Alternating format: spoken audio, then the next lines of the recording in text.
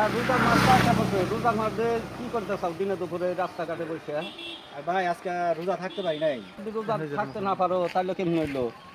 একটা রোজা বাংলা পরে 60টা রোজা করতে হয় তার পরিবর্তে ভাঙ্গে ফেলছিল।